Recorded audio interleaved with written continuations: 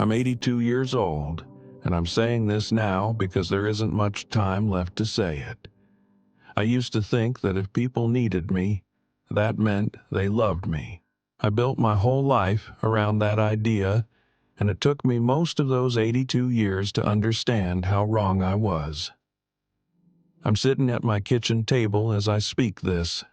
Same table I've had for decades. The wood is worn where my arms rest. There's a quiet in the house that doesn't lift anymore. It just stays. I'm not telling this story because I want comfort or forgiveness. I'm telling it because the truth feels heavier when you keep it to yourself, and at my age you start wanting things to be lighter. Most of the people who needed me are gone now, or they don't need me anymore. And that's when the confusion really set in. When I was younger, being needed felt like proof. Proof that I mattered. Proof that I had a place. I didn't grow up with a lot of affection. My parents weren't unkind, but they were busy surviving. Love wasn't something they said out loud. It was something you earned by being useful. You helped. You worked. You didn't complain. And if no one yelled at you, that meant you were doing fine. So I learned early on that usefulness was safety. If someone needed me, they wouldn't leave. That was the logic anyway. I carried that into adulthood without questioning it.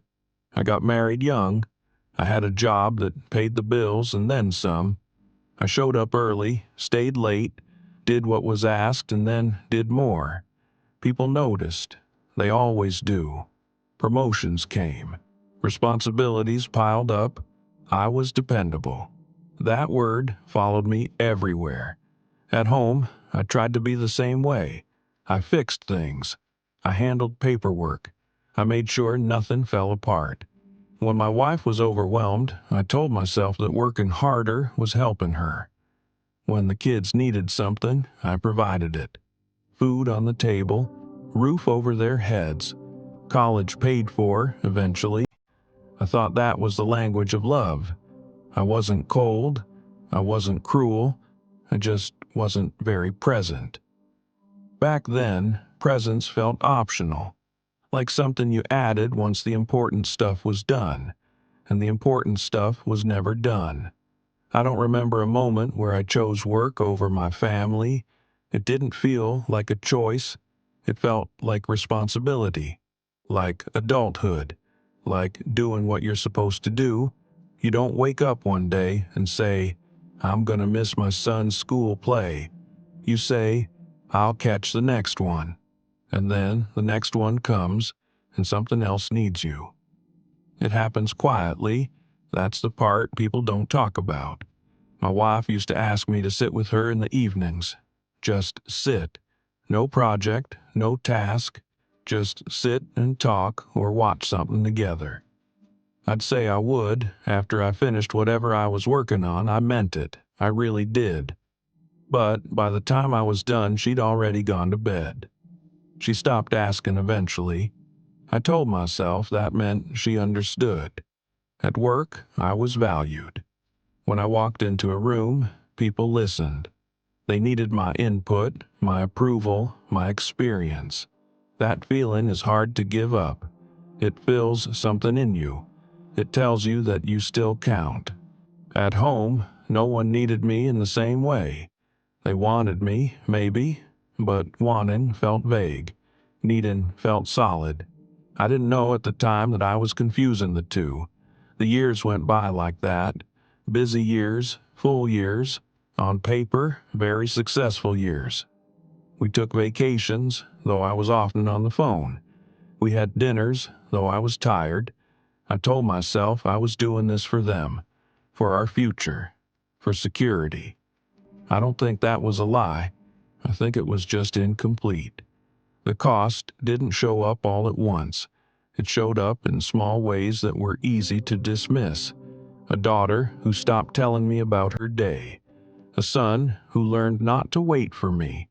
A wife who learned how to carry things alone. I noticed these things, but I didn't sit with them. Sitting with discomfort wasn't something I was good at. I fixed problems, or I worked around them. When my kids grew up and moved out, I told myself that was the natural order of things, that parents raise children and then children go live their own lives. I didn't think much about how little they called. I figured they were busy. I respected that. I had taught them to be responsible after all. My wife and I grew quieter together, not angry, just quieter.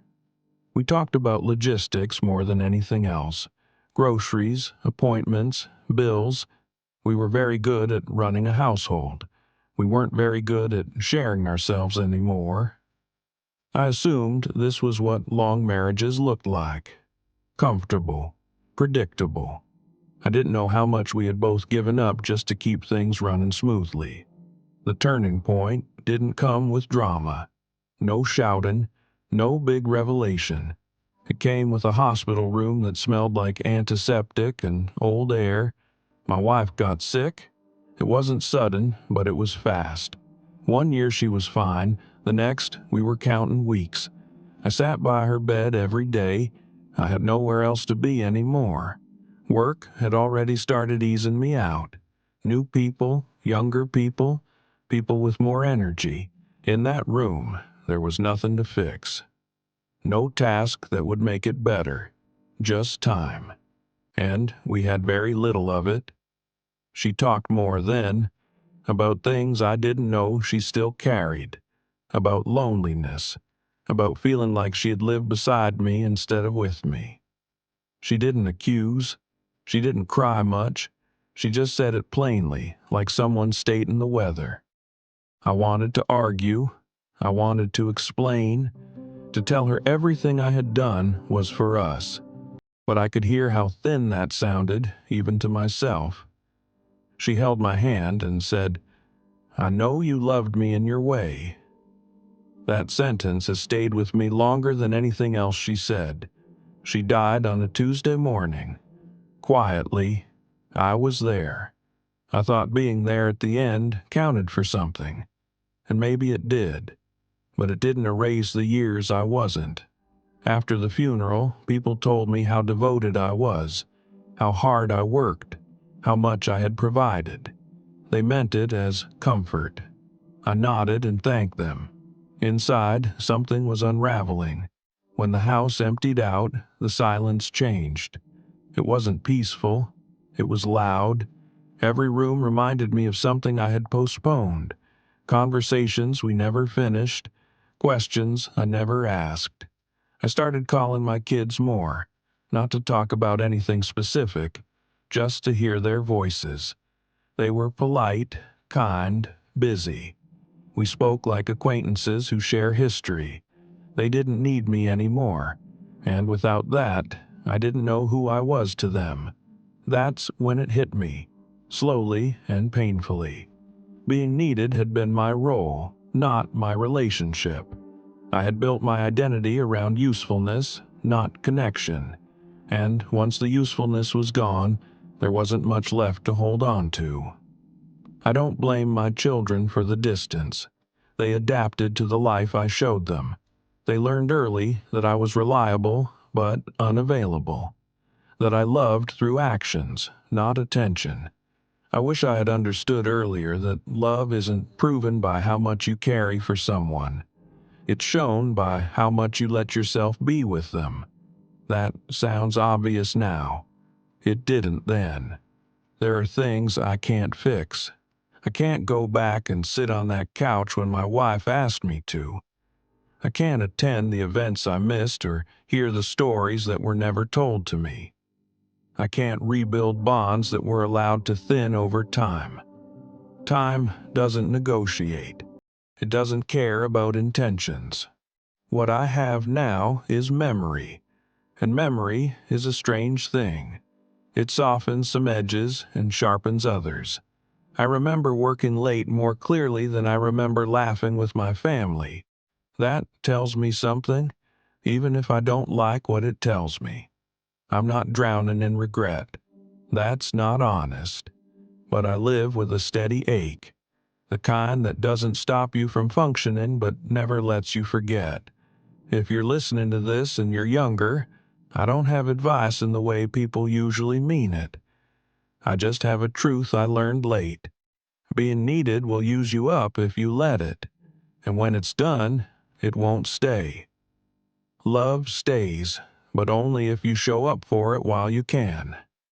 I thought there would always be more time, more evenings, more chances to say, "Tell me again." There weren't.